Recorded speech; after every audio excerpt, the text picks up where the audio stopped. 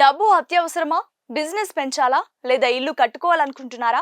అయితే మీ దగ్గర ఉన్న ఎల్ఐసి బాండును అస్సలు తక్కువ అంచనా వేయకండి. దానిని అమ్మాల్సిన అవసరం లేదు.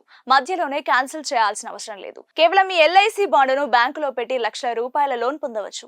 మనం రెగ్యులర్ గా కట్టే ఎల్ఐసి పాలసీలకు సరెండర్ వాల్యూ ఉంటుంది. మీరు కనీసం 2 నుంచి 3 ఏళ్లు ప్రీమియం కట్టి ఉంటే ఆ వాల్యూలో దాదాపు 90% వరకు బ్యాంకులు లోన్ ఇస్తాయి.